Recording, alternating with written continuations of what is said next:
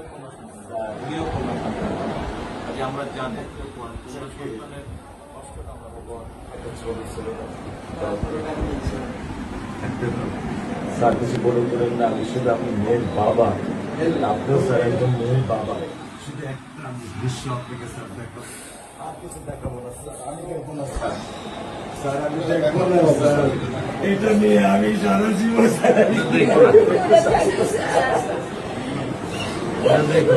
আমি কি করে দেবেন সারা জীবনে দৃশ্য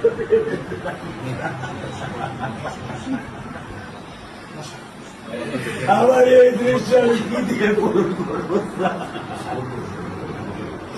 আমার মেয়ে শুক্রবারে নামাজ যেতে মসজিদে নামাজ পড়ে, আমি 3 ওয়াক্ত নামাজ বাসায় পড়ি স্যার, কারণ ও আমার সাথে নামাজ পড়তে পছন্দ করে। 2 ওয়াক্ত নামাজ আমি ওকে নিয়ে স্যার আমার বাসায় পড়ি স্যার। আল্লাহ আমি জানি না, আল্লাহ তো আমার কোন পরীক্ষা করেছে, এই দুঃখ এই কষ্ট মৃত্যু ছাড়া আমার আর কোনো শেষ নেই স্যার, আর কোনো শেষ নেই। আপনার দায়িত্ব মানে প্রধানমন্ত্রী নেবে, আমাদেরকে তো আপনাদের তো শক্ত হতে হবে না, আপনার তো বড় মেয়েটা রয়ে গেছে, এখন তো ওর জন্য আপনাদেরকে শক্ত থাকতে হবে। স্যার সত্য কথা, আমি যখন ওকে ভ্যানে পাঠাই আমি খুব বল পাই, আমি কালকেও বলে দিচ্ছি যে আমি আর ভ্যানে দিব না, তুমি প্রতিদিন ওকে রিস্কায় নিয়ে যাবা, রিস্কায় করে নিয়ে আসবা। আমি ক্লান্ত স্যার, 10 বছর বয়স থেকে স্যার অবহেলা পেতে পেতে পেতে পেতে স্যার আমি আর নিতে পারতেছি না স্যার। আল্লাহ আমার ভাগ্যে দিচ্ছে, আমি কি করতেছি?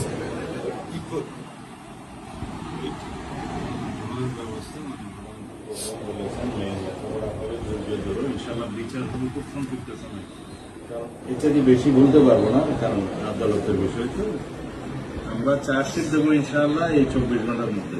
আমি সত্য কথা বলি,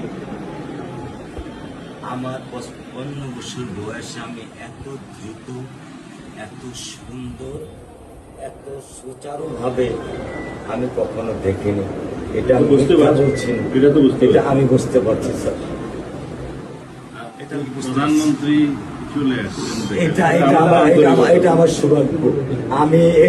আমি সত্যিকার ভাবে স্যার আমি বলি, আমি এটা স্যার প্রত্যাশা করিনি যে আপনার মতো মানুষ আমার এই 10,000 টাকার একটা প্ল্যানে স্যার আপনি পা রাখবেন, কিন্তু এই বিশ্বাস ছিল যে আপনি 8-10 জন না, যে মানুষ ট্রাফিক সিগন্যালে দাঁড়িয়ে থাকে, নিয়ম মেনে চলে, সে মানুষকে বুঝতে স্যার আমার এইটুকু বয়সে স্যার যথেষ্ট স্যার।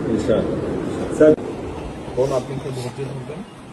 আমি ওকে কোনো নিয়ন্ত্রণ করতে পারতেছি না। আল্লাহ চায় আপনার সন্তানের এই অবস্থার জন্য যে দায়ী, তার বিচার ইনশাল্লাহ হবে, সেটা শীঘ্রই হবে। এগুলো দেখুন, আর মালিক যে আল্লাহ তাআলা মালিক, ওনার কাছে সাহায্য, ওনার কাছে সাহায্য চাও, আল্লাহ রহম করলেন সব কিছু দিতে। মানুষ হিসেবে আমাদের যেটা করার আমরা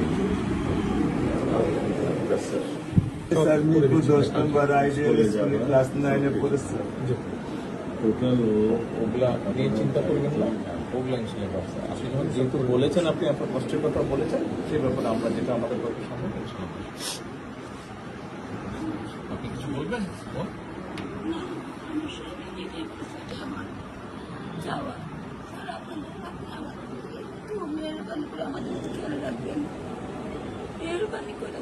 আমরা প্রথমে সবচেয়ে আগে যেটা এই মুহূর্তে আমরা করতে চাই সেটা হচ্ছে যে এই অন্যায়ের সাথে যে জড়িত তার বিচার আমরা আগে করতে চাই, তার বিচারের ব্যবস্থা আমরা আগে করতে চাই, এইটা আমরা আগে প্রথমে করতে চাই।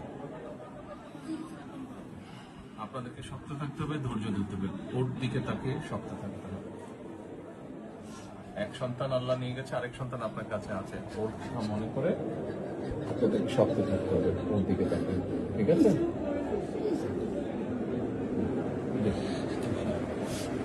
চলে আসবে ভাই, চলে আসবে, আজকে চলবো।